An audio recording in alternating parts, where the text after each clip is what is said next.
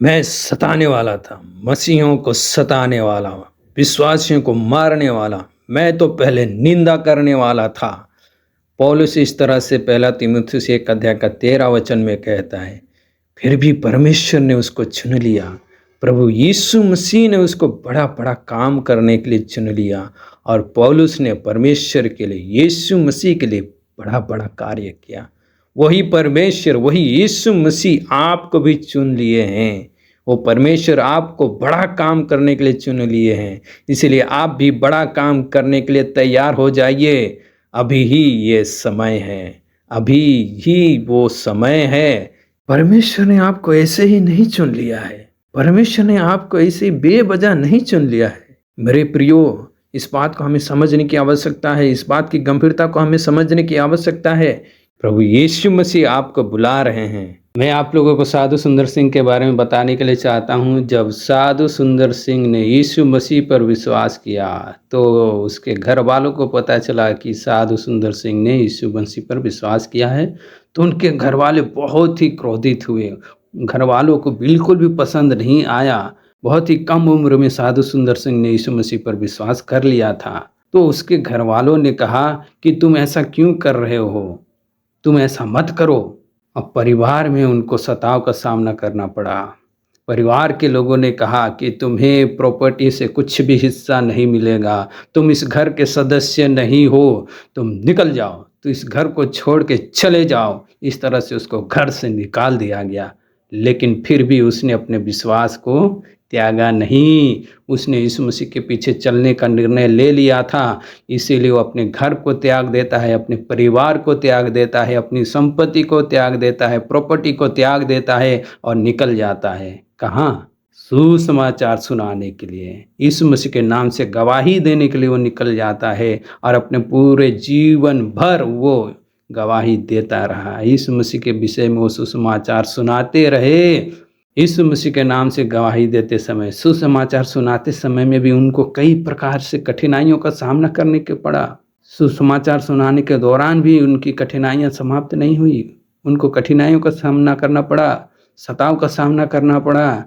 लेकिन साधु सुंदर सिंह विश्वास में अटल थे, एकदम मजबूत थे, इसीलिए वो इन सब बातों से घबराने वाले नहीं थे। इन सब बातों को नज़रअंदाज करते हुए आगे ही बढ़ते चले, आगे ही बढ़ते चले। एक जगह से दूसरी जगह जा के सुसमाचार सुनाए। भारत में वो सुसमाचार सुनाए, भारत के अलग अलग राज्यों में जाकर सुसमाचार सुनाए। सिर्फ इतना ही नहीं, भारत से बाहर वो तिब्बत भी जाके सुसमाचार सुनाते हैं। मेरे प्रियो, साधु सुंदर सिंह के जीवन से, उसके अटल विश्वास से हम ये सीख सकते हैं कि हम भी उसके जैसे बन सकते हैं, हम भी साधु सुंदर सिंह के जैसे आगे बढ़ सकते हैं। जब हमारे जीवन में तकलीफ आती है, सताव आता है, कठिनाइयों का सामना करते हैं, उस समय हमें घबराना नहीं है।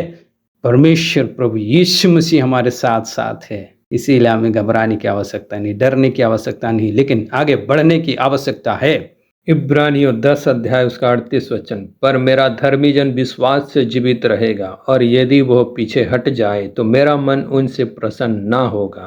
प्रभु यीशु मसीह पर विश्वास करने के बाद पीछे हट जाने का कोई सवाल ही नहीं उठता है। यदि कोई पीछे हट जाए तो परमेश्वर का मन प्रसन्न नहीं होगा, नहीं होगा, नहीं होगा।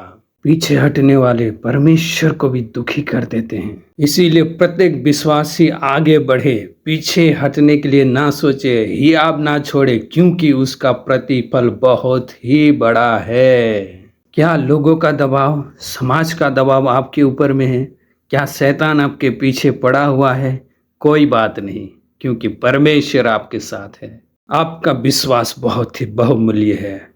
आप परमेश्वर की दृष्टि में बहुत ही बहुमूल्य हैं। आप प्रभु यीशु मसीह के संग राज करेंगे, 1000 वर्ष तक राज करेंगे।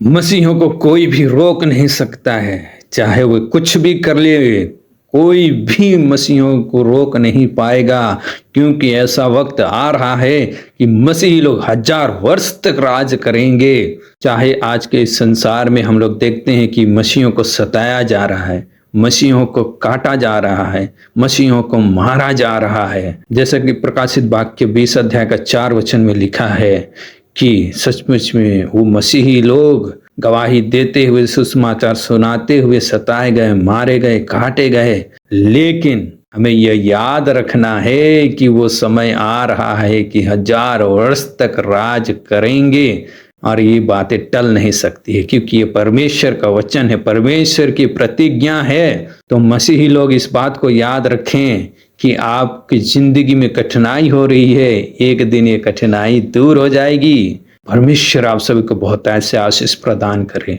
God bless you.